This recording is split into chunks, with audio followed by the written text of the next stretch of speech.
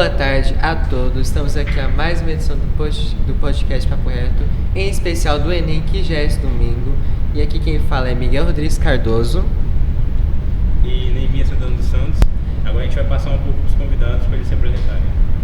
Bom, boa tarde, meu nome é Lucas, eu sou aluno do terceiro ano e é isso aí, estamos indo aqui. Boa tarde, galera. Eu sou professora Giane Dark, professora de História, Filosofia, Sociologia, ou seja, a gente domina aí um pouco das humanas e contribui bastante, recebendo conhecimento dos nossos queridos alunos, e hoje a gente está aqui para um momento muito especial. Vamos lá, galera. Como a queridíssima professora Giane afirmou, ela vai tratar muito sobre humanas e o nosso outro convidado também. E nosso tema de destaque no podcast é humanas e o Enem em si. E a gente queria perguntar para vocês o que vocês esperam para essa edição do Enem, que as dinâmicas vocês acham que vai ser abordada, se vai ter muita diferença, e a sua opinião como aluno, o que você acha desse Enem, se você já se preparou ou não, e você, professora, o que você acha? Que você acha que muitos alunos vão conseguir nota, ou você acha que dificultou mais ou está mais simples do que nos decorrer dos anos anteriores? Bem, humanas sempre a gente vai apostar nos movimentos sociais, não é? Sempre numa prova onde vocês terão que ser críticos, ler bem o texto. Humanas é sempre uma questão de interpretação. E aí, ao longo da conversa, eu vou dar umas dicas aqui de como você interpretar melhor esse texto, separando palavras-chave, olhar se na consigna vem uma palavra positiva ou negativa, e daí você desenvolver sua questão. Mas eu aposto sempre em períodos de transição, que são muito efervescentes, e movimentos sociais, porque essa é a pegada do Enem. Bom, a minha experiência, assim, estudando a parte de humanas, ela com certeza, como ela foi minha professora, basicamente é isso que eu estudei. Então, os períodos de transição, mas eu vejo muito questões realmente não só sociais na história em si, no algo passado, mas eu vejo que quase metade da prova é muito sobre contextos atuais e da história que nós estamos escrevendo. Então, a parte do racismo, a parte dos direitos das mulheres, essa temática cai muito na prova de humanas e um pouquinho na de linguagens também. É um tema muito recorrente. Então, como a gente já participa desse meio, é muito questão de interpretação, você saber interpretar mais ou menos como as pessoas estão lidando com esse tipo de tema atualmente. Mas, com certeza, os períodos de transição, os movimentos sociais, algumas outras temáticas são mais abundantes. Já que você tocou nesse tema da experiência, acho interessante a gente pontuar como foi a sua experiência como aluno no decorrer dos Enems. Se você fez outros Enems, se você acha que sua nota melhorou, se você acha que seus métodos de estudo melhoraram, e se você acha que como que isso impactou a evolução da sua nota? E se você acha que essas dicas, a sua experiência pode ajudar outros alunos que estão nessa jornada aí? Bom, a partir de 2023, se eu não me engano, logo quando eu entrei no primeiro ano, eu já começava a fazer prova, principalmente o Enem. Todos os simulados do IEP desde o primeiro ano eu fiz, mesmo quando não valia nota. Então, nunca vai ser algo repentino. As minhas notas, com certeza, como a de todo mundo na primeira vez, foram muito baixas. E com o passar do tempo, as técnicas de estudo, o estudo mais centrado no Enem ou nas provas que eu ia fazer, da área específica que eu ia fazer, isso contou muito pro que vem acontecendo agora, nos meus resultados atuais. Então, o como você vai estudar e a maneira que você vai lidar psicologicamente com isso é tão importante quanto a quantidade de assuntos e a quantidade de matérias que você estuda. Porque realmente o que mais pesa como aluno, a gente sabe que a gente vive isso, é como o psicológico é complicado de controlar, principalmente na hora da prova e antes também. Inclusive aqui no IEP a gente tem bastante essa bagagem, né, de vários simulados, e vai trabalhando um pouco essa bagagem. Então, como a gente está trabalhando aqui, esse podcast é para todos os públicos, é bom que vocês que estudam em escola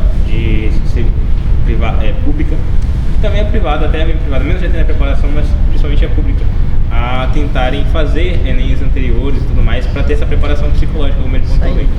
E agora, para você, professor, a gente queria saber o que você pode dizer também sobre experiência em si, sobre alunos que você já, de certa forma, orientou, como você acha que o que melhor ajudaria a pessoa a ter um desenvolvimento na sua nota, a se deparar com o Enem desse ano. E também outra coisa interessante é que geralmente os alunos, o correto é se preparar o ano todo, mas muitos alunos não acabam não tendo essa preocupação toda e chegam no final do ano. Então, mesmo para esse público também, que é um público muito grande, o que você pode dizer sobre essas pessoas? O que elas podem fazer agora? Então, esse agora complica bastante, porque o ensino médio em si, ele já traz toda uma metodologia de como você se organizar para o estudo. Então, o primeiro ano, quando você chega ali no primeiro ano do ensino médio, é tudo muito novo e fica a hora do espanto, né? Então, ali você vai ter uma gama de 30% do que cai nas provas de Enem. Quando você chega no segundo ano do ensino médio, é hora de parar de brincar, é hora de levar a sério, porque é praticamente 70% de todo o conteúdo que você vai precisar. E o terceiro ano é só uma questão de revisão. Então, no terceirão, famoso terceirão, você já tem uma experiência de provas feitas, ou pelo menos deveria ter, você já tem uma experiência e dicas que ao longo desses anos, eu, por exemplo, como professor e vejo tantos outros fazendo, vão te dando dicas de como responder, de como observar aquela questão. Então isso tudo é uma junção. Quando chega esse agora, não é hora mais de aprender nada, é só de revisar. Ah, mas eu não sou boa nisso. Então o que você vai fazer? Você vai fazer um mapa mental, você vai desenhar, você vai escrever, você vai falar. Por quê? Porque cada pessoa tem uma forma de aprender com mais facilidade. Então nessa hora você já tem uma noção de como que você aprende. E aí você vai se valer disso para poder fazer uma boa prova. Lembrando que esse agora, esse momento, fica todo mundo muito preocupado com o Enem, com a nota, de como que eu vou estudar e tal. Mas os aulões que a gente monta aqui, por exemplo, e a escola pública, eu já estou sabendo que a nossa escola pública também já está viabilizando esse tipo de aulões, a gente já traz mais ou menos o que se promete no vestibular. Então, se você pega história, na história você já sabe mais ou menos como que é esse movimento todos os anos. Geralmente se aposta muito que cai Getúlio Vargas, é um conteúdo que geralmente aparece. No entanto, existem alguns vestibulares aí que o Getúlio sumiu, mas se ele sumiu lá é porque ele pode aparecer aqui agora. Então a vantagem de você estar fazendo sempre as provas, né, Lucas? Sim. E estar acompanhando o que tem caído é isso. Porque se o Platão caiu no último vestibular, provavelmente esse vem com Aristóteles. E assim sucessivamente. Eu consigo ver isso muito desde o primeiro ano. Eu lembro que eu fiz as provas, mas sendo sincera, poucas eu li, porque eu estava num momento de que eu não tinha uma bagagem tão grande, eu não tinha tanto conhecimento. A partir do segundo ano, realmente as provas eram mais pesadas, porque eu já sabia a maioria dos assuntos. Mas no primeiro ano eu lembro de cair muito Brasil Colônia, por exemplo, na parte da história. Já no segundo ano caiu muito Getúlio Vargas. E agora eu já vi cair muito a ditadura militar. Então as provas elas se diferenciam muito. E todo o Enem teve essa mudança. Então eu acho que pelo momento que a gente está vivendo, eu acho que acredito que ainda mantém um pouco dessa parte do regime da ditadura militar. Eu acho que ainda é muito presente nos vestibulares que eu fiz agora, que eu acabei de comentar aqui com vocês. Todos esses que eu fiz, a maioria das questões, por não ter tantos de humanas, a maioria das questões eram sobre a ditadura militar. Então ainda é presente uma quantidade excessiva de questões sobre esse momento. Então, como uma dica, como um tema principal que eu acho que vai cair mais, é a ditadura militar. Deixa eu completar aqui a fala dele dizendo o seguinte: tem alguns pontos que são recorrentes. Sempre vai ter uma questão ligada à mulher. Sim. Tá? Então sempre vai ter uma questão ligada ao racismo. E aí é interessante, porque a gente sabendo disso, em sociologia a gente promove aquele seminário sobre as mulheres excluídas da história e o papel da mulher na história, em toda a caminhada histórica. E é incrível, mas no ano passado a gente se preparou tanto sobre a caminhada histórica da mulher e o único período que não foi abordado dentro do seminário foi o período regencial, e foi exatamente esse que caiu no vestibular. E a gente fica decepcionado com isso, porque a gente tenta dar o melhor de nós. Então, é interessante para o público, como eles pontuaram bem, que a gente pode ter surpresas, mas o mais importante é a bagagem. E sobre a bagagem em si, aí eu queria perguntar também sobre o ano. Se a gente tem, por exemplo, ano que vem vai ter uma nova edição do Enem, mesmo que a gente esteja preparado para esse ano, e terão muitas outras pessoas treinando para o próximo ano. E como se prepara em um ano para a prova? Tipo assim, como que você deve fazer o planejamento? Você vai estudar poucos conteúdos por semana, por mês? Qual você acha que vai ser a melhor iniciativa? Justamente para você que foi aluna, que você acompanhou tudo, você viveu tudo isso, e para você também que é professor e acompanhou os alunos vivendo essa situação. Então, qual você acha que é a melhor forma de lidar com isso até o final do ano? Bom, pode continuar se quiser. Pode ir. Tá. Resumidamente, porque assim, um ano é um tempo considerável. Isso todo mundo sabe que um ano demora a passar, mas quando passa a gente acha que passa rápido. Então, assim, começar a estudar, a minha parte foi desde o ano retrasado. Eu comecei a estudar um pouco no final do primeiro ano e passei o segundo ano e o terceiro ano estudando. Só que com a vinda do terceiro ano ficou mais fácil. Por quê? Porque a carga escolar diminui. Não porque tem menos assuntos, não. Porque eu acho que tem mais assuntos, porque resume melhor, mais. Né? Mas como o foco é o Enem, a escola você o que você estuda para o Enem, você já vai ter na escola. Então fica tudo muito mais fácil, você foca um pouco na escola, mas o principal é como você vai estudar sozinho em casa, porque é isso que faz um aluno se destacar no Enem. Não adianta ter uma escola muito boa e você não se dedicar dentro de casa. E saber os temas principais que caem nas provas é o começo para você poder estudar. Porque com o tema, uma matriz referência de tema, você vai destrinchando de outros temas que têm a ver com aquilo. Então, a partir de um começo, você vai lineando um estilo de estudo próprio, que não precisa ser com base na internet, essas coisas. Então, mesmo como vocês falaram que a gente precisa muito de bagagem, dá pra ver que com alguns temas chaves dá pra gente tentar, mesmo com agora, certeza, trabalhar no final do ano. Então, alguns temas chaves, como vocês contaram, seria a ditadura militar, o primeiro reinado, o primeiro e segundo reinado, Brasil Colônia, que é muito... E em questão de sociologia também vai cair sociólogo, né? É interessante, porque a sociologia nem sempre cai sociólogo, é inacreditável. Vai cair a Revolução Industrial, por exemplo, entendeu? Então, em sociologia, geralmente se espera muito que apareça, geralmente o Karl Marx aparece um pouco mais, né? Karl Marx, o Weber e o Durkheim. Mais Weber e Karl Marx, porque eles estão muito ligados à questão do capitalismo, de tudo que vivemos hoje, né? Então, esses são os dois nomes que vão aparecer. O Weber, por causa da análise que ele faz no livro A Ética Protestante e o Espírito do Capitalismo, é recorrente.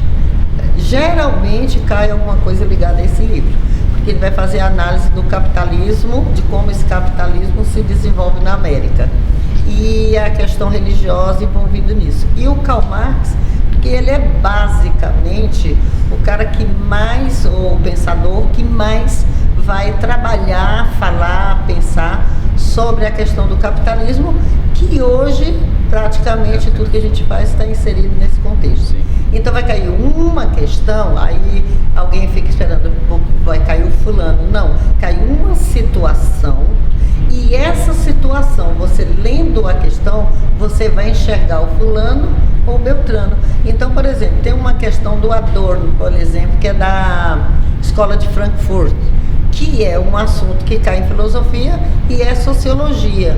Então ele não tem um lugar. A escola de Frankfurt, ele, por exemplo, não pode ser taxado como filosofia, não é taxado como sociologia e não é taxado como história. Então ele transita muito. Aí tem uma questão do Adorno, que a referência, que eu quero deixar muito claro também, pessoal, quando a gente vai ler uma questão de prova de vestibular, não só o Enem, mas prova de vestibular de modo geral, ele sempre tem uma referência do texto. Então, uma forma de ganhar tempo nessa prova é não ir direto ao texto, porque você está perdendo tempo. Ajuda então você tanto lê. Quanto.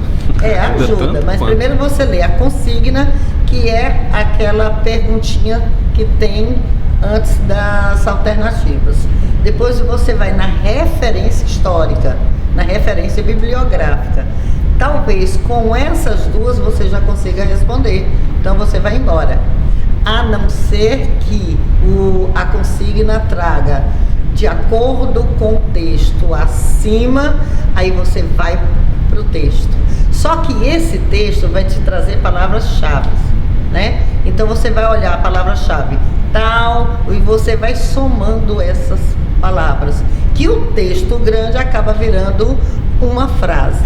Você falando sobre isso, eu até me lembrei de uma experiência minha também sobre o Enem, é que pegar, você ler as questões e você tentar, geralmente tem algumas questões que são bem mais erradas, outras que você fica ali em dúvida, uns médios, mas aí você pegar e olhar, tentar achar ali uma palavra, um termo que mude tudo. Então, como você não passar o olho assim rápido, não, você focar nas palavras mesmo, focar nas palavras em si, nem tanto na mensagem, porque elas podem trazer muito mais, muitas informações. Então, voltando, aí você já identificou, se você tiver que, claro, ir até o texto para responder. Então, essa palavra-chave do texto, ela vai conversar, ela vai dialogar com uma das alternativas abaixo. E aí é só você fazer isso que acaba, embora a questão pareça difícil, ela vai se tornar fácil. E aí vai fazer exatamente o que você falou.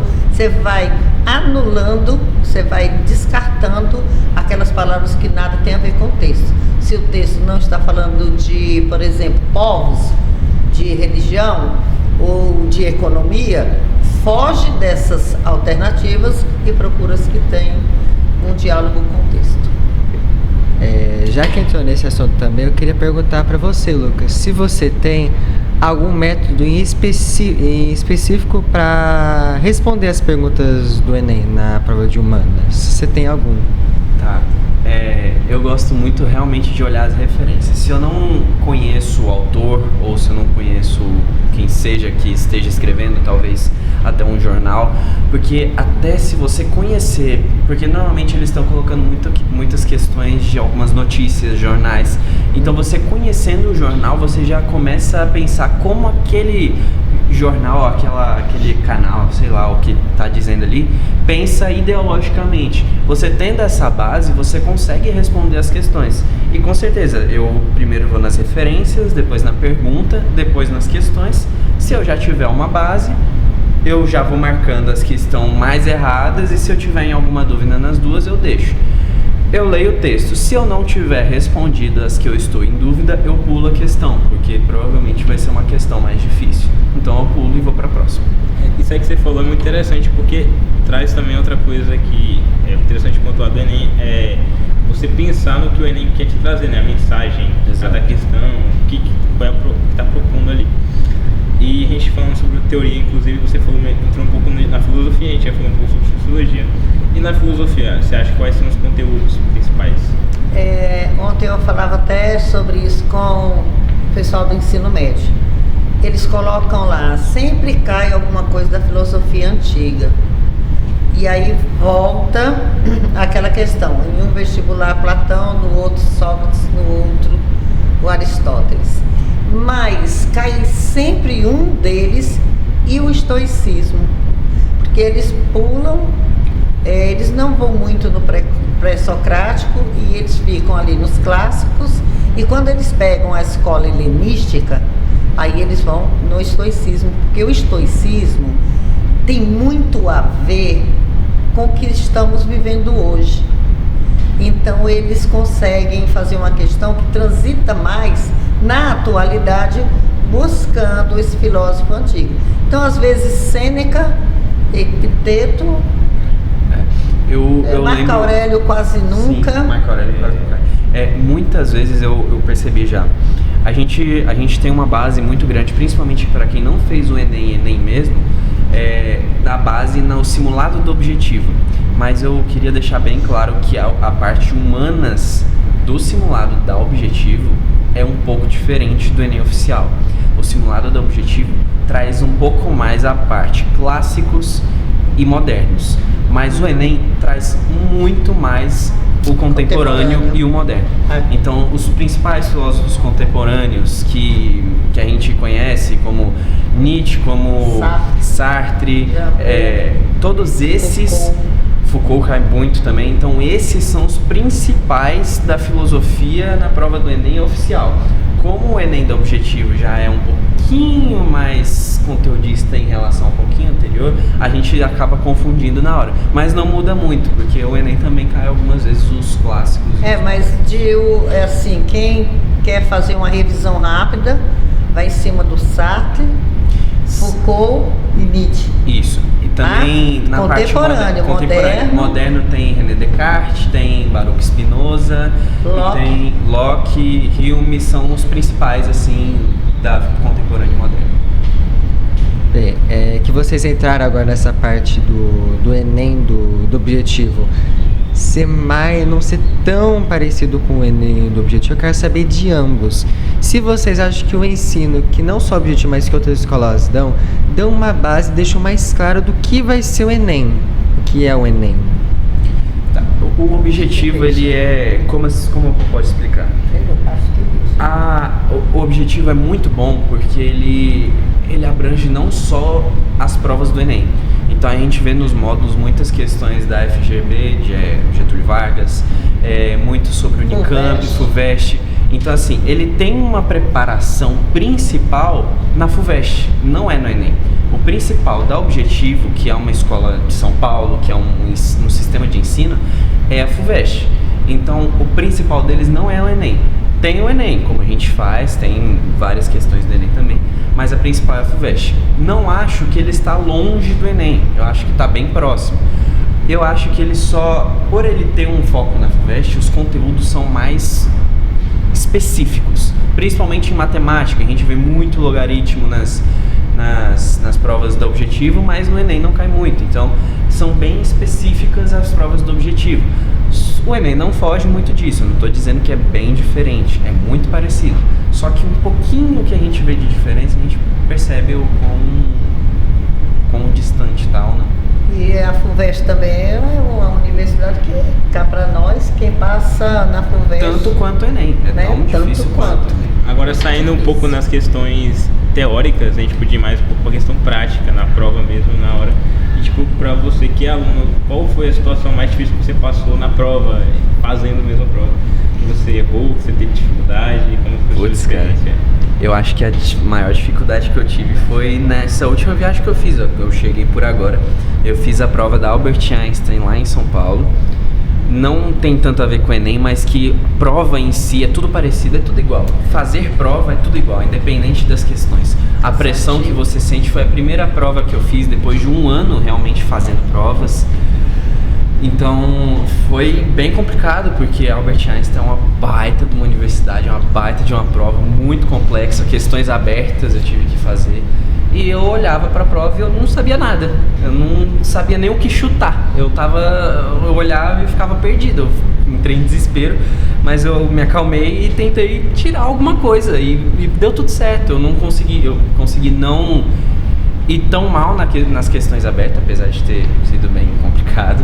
Eu não consegui tão mal assim, a prova foi boa e eu gosto de ressaltar aqui que o IEP tem uma das melhores bases de redação de todas, porque a gente vê as públicas, a gente vê que é diferente.